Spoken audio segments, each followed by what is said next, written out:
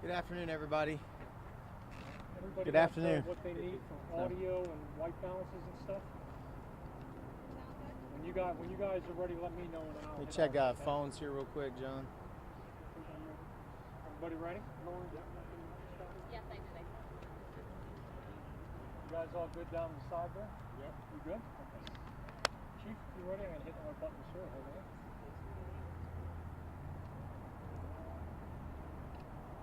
All right, Chief, we're ready, sir. Okay, good afternoon, everybody, and thank you for your patience. I'm Executive Chief Slinkard of the Houston Police Department. We're out here this afternoon in the 8700 block of Josie on what's an officer-involved shooting incident, and I'm going to give you the preliminary information that we have this afternoon. I'm joined here by Executive Assistant Chief Larry Satterwhite over patrol operations, and also by Commanders Brian Bennett and James Dale. And so I've already briefed Chief Fenner on this scene and what's going on regarding our investigation this morning. Chief Fenner is out of town on city business, and I've already briefed the mayor, and the mayor's handling other city business as well. And so I'll give you the preliminary information that we have, what we know to this point, and then understand that some investigation will go on for quite some time out here. We'll be out here for several hours processing the scene. So about 10 o'clock this morning, members of one of our tactical teams were conducting a violent fugitive investigation, and they were looking for somebody that was wanted for outstanding warrants.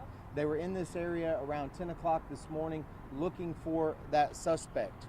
About 2 o'clock this afternoon, they saw an individual that they believed was the suspect that they were looking for. They continued their surveillance, and about 2:45 this afternoon, that suspect got into the passenger side of a vehicle that's here on this scene.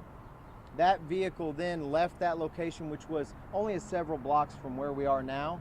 And for traffic violations and also to get this wanted suspect into custody, officers initiated a traffic stop. The driver of that vehicle did not stop when officers initiated emergency equipment, and a short pursuit ensued.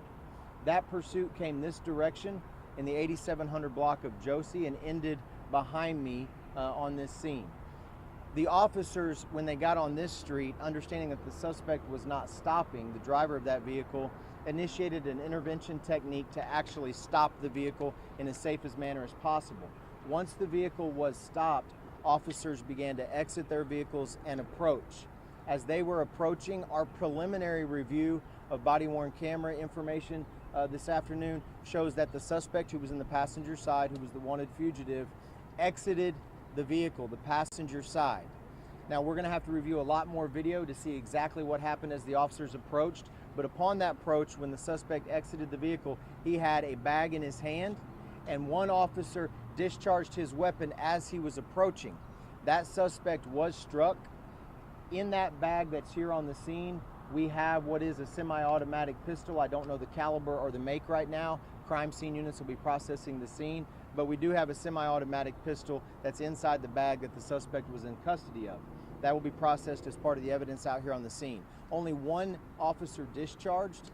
No officers were injured as a part of this incident, and we do not believe that the suspect was able to fire off any rounds as part of this incident. So all of those things and a complete review of body-worn camera video will be part of the ongoing investigation. This officer is a member of one of our tactical teams that is out here looking for violent fugitives and out here looking for individuals that are wanted on cases.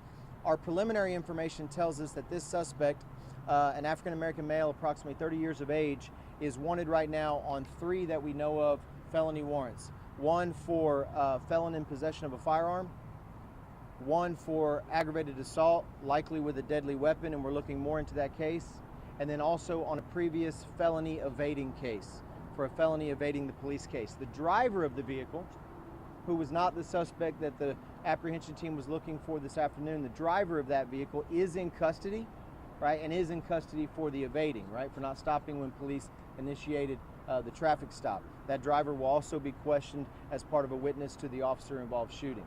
We have our Harris County District Attorney's Office out here conducting their investigation. Our Special Investigations Unit of the Homicide Division is out here along with the Houston Forensic Science Center. As per our protocol, this officer will be on administrative duties while we start our investigation, but also in accordance with our policy, an initial release of body-worn camera footage will be done within 30 days, as you know is our policy, even if the investigation is continuing. So You know, this is the second time that I've stood before you this week where we've had an officer-involved shooting when officers were in the course of conducting investigations to try to take fugitives into custody that are wanted on multiple warrants, and in this case as well, multiple felony warrants. And while there's still a lot of investigation to do, and this information is only preliminary as it relates to the details of this shooting, it just underscores, right? These officers, at any given moment, while trying to take people into custody, even in the safest manner possible, are sometimes facing all too often armed individuals, and all too often armed individuals that are wanted, right, on felony cases. And so obviously it's a very dangerous situation for everybody involved. I'm very pleased that no other citizens were injured as part of this incident. There was no other property damaged as part of this incident. We do have the damage to the patrol vehicle that initiated the stop, and we have the damage to the vehicle that the suspect was driving. Other than that, no other damage and no other injuries. This suspect was transported from this location for that gunshot wound to Ben Taub Hospital, where unfortunately he succumbed to his injuries and was later pronounced deceased at Ben Taub Hospital. This underscores also that every single time that we have these encounters, any loss of life is tragic.